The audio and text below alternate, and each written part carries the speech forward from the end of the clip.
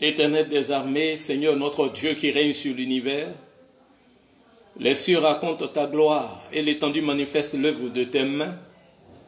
Toi l'omniscient, l'omnipotent, l'omniprésent, le Dieu de l'Alliance, le grand Dieu d'Abraham, d'Isaac et de Jacob, le rocher de notre bonheur éternel. Papa, nous te rendons la gloire qui t'est due, car c'est à toi qu'appartiennent la puissance, le pouvoir véritable et le règne pour les siècles et des siècles. Une heure dans tes pavis vaut mieux que 1000 heures ailleurs. Lorsque tu réunis tes enfants, c'est pour les édifier, c'est pour leur faire du bien. C'est pourquoi le psaume 133 dira qu'il est bon pour les frères d'être ensemble. C'est là que l'Éternel envoie la bénédiction en abondance. Saint-Esprit de Dieu, viens nous enseigner, viens nous accorder la révélation de la parole, car ta parole nous fait du bien, elle nous conduit vers les sentiers meilleurs, elle nous projette dans les profondeurs des grâces de l'Éternel. Enseigne-nous la révélation de ta parole. Nous te confions ton serviteur, ton instrument du jour, mais aussi quelqu'un qui va se disposer depuis sa nation, son pays, et qui va écouter ta parole.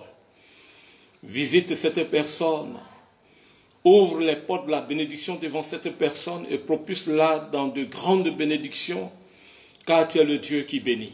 Enseigne-nous ta parole, nous t'avons prié au nom de Jésus-Christ. Merci pour ce temps d'enseignement, nous t'écoutons. Amen, amen, amen. Amen, amen. Chers enfants de Dieu du monde entier, chrétiens de l'ASC international, partout où vous vous trouvez, nous vous saluons. Que les grandes grâces de l'Éternel vous parviennent au nom de Jésus. Aujourd'hui, nous allons entamer la deuxième partie du thème que nous avions déjà commencé, à savoir l'obéissance à Dieu. L'obéissance à Dieu. Deuxième partie, que Dieu bénisse son peuple.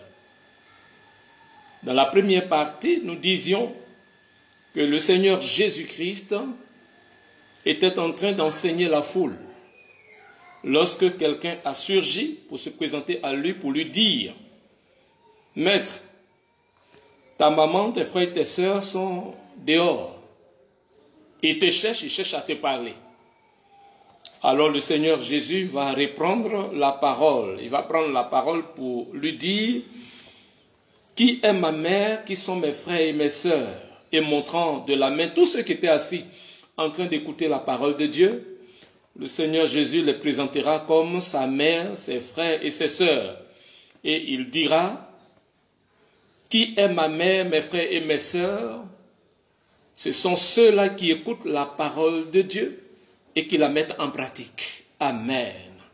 En d'autres termes, ceux qui écoutent la parole de Dieu et la mettent en pratique et obéissent à Dieu, à la volonté de Dieu, à ce que Dieu dit, cela constitue ma famille spirituelle, cela constitue ma vraie famille.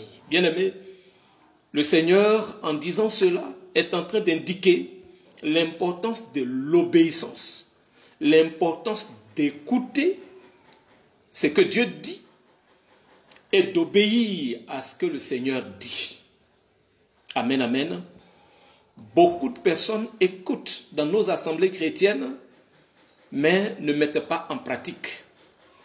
Beaucoup de personnes qui disent Jésus, Jésus, Dieu, Dieu, eh bien ces personnes sont assez nombreuses à écouter, à entendre la parole. Mais quand il s'agit d'obéir et de la mettre en pratique, cela est tout autre chose. Quand il s'agit d'obéir au Seigneur, de faire ce que Dieu dit, ce que Dieu ordonne, c'est tout autre chose. Alors, bien-aimés, en cette deuxième partie de ce thème, l'obéissance à Dieu, nous voulons, par la grâce du Seigneur, voir cela en profondeur.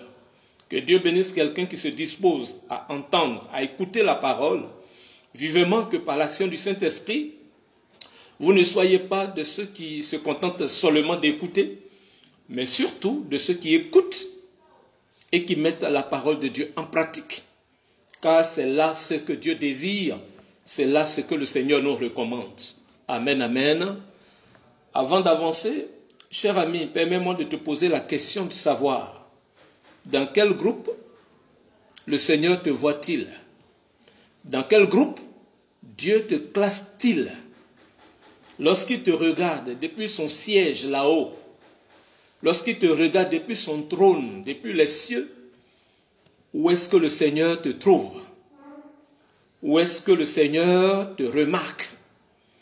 Dans le lot, dans le groupe de ceux qui écoutent et qui n'accordent aucune considération, ou bien dans le lot, le groupe de ceux qui écoutent et qui mettent en pratique, qui obéissent au Seigneur. Amen, amen, amen. Bien-aimés, lorsque nous prenons la Bible dans 1 Samuel 15, versets 22 à 23, 1 Samuel 15, versets 22 à 23, eh bien, le prophète Samuel va apprendre cela au premier roi d'Israël, à savoir Saül, qui avait des problèmes à obéir à Dieu. Le prophète Samuel lui dira ceci: voici, l'obéissance vaut mieux que les sacrifices et la soumission vaut mieux que la graisse des béliers. Voilà le message poignant, le message fort que l'homme de Dieu, Samuel, va dire donc au roi d'Israël de l'époque, à savoir Saül, qui avait d'énormes difficultés à obéir à Dieu, à faire la volonté de Dieu, à observer ce que Dieu lui recommande chaque fois. Alors il est dit, l'obéissance vaut mieux que les sacrifices et la soumission vaut mieux que la graisse des béliers. Amen. Deuxième passage, Ésaïe 30, verset 1. Il est écrit: malheur aux fils rebelles, oracle de l'Éternel. Et ils tiennent conseil sans moi et contractent des alliances sans mon esprit pour accumuler péché sur péché. On reprend. Ésaïe 30, verset 1. Malheur aux fils rebelles, oracle de l'Éternel. Et ils tiennent conseil sans moi et contractent des alliances sans mon esprit pour accumuler péché sur péché, parole du Seigneur. Dans Romains 8, verset 1 à 2, la Bible déclare: il n'y a donc maintenant aucune condamnation pour ceux qui sont en Jésus-Christ, qui marchent non selon la chair, mais selon l'esprit, ceux qui obéissent. Amen. Dans Hébreux 5, verset 5 à 10, la Bible nous dira: il a appris, bien qu'il fît le Fils, l'obéissance, parce qu'il a souffert. Dans Malachie 1, verset 6, notre Dieu est en train de s'interroger par rapport à son peuple.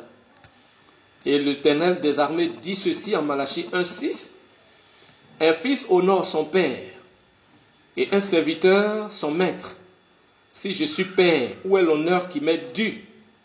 Si je suis maître, où est le respect qu'on a de moi? Où est le respect qu'on me doit? Parole de l'Éternel. Dans Luc 6, verset 46, nous entendons le Seigneur Jésus-Christ s'interroger. Il demande: pourquoi m'appelez-vous Seigneur, Seigneur, et ne faites-vous pas ce que j'ai dit? Pourquoi m'appelez-vous Seigneur, Seigneur, et ne faites-vous pas ce que j'ai dit? Alléluia. Bien-aimés, chaque jour, Dieu attend l'obéissance de la part de ses enfants. Et cela est une grande attente qu'il manifeste. Il attend chaque jour, au quotidien, l'obéissance de la part de ses enfants que nous sommes. Et cela est une très grande attente. Bien-aimé, cela le préoccupe beaucoup. Chaque jour, du matin au soir, le Seigneur attend que ses enfants lui obéissent. Voilà le fardeau qu'il a à partager avec vous. Amen. Nous dirons que, premièrement, si Dieu est notre Père, alors nous qui sommes ses enfants et son peuple, quel serait notre devoir, notre responsabilité? Eh bien, s'il est notre Père, vous et moi, nous lui devons obéissance. Trouvez-vous normal qu'on n'obéisse pas à un Père?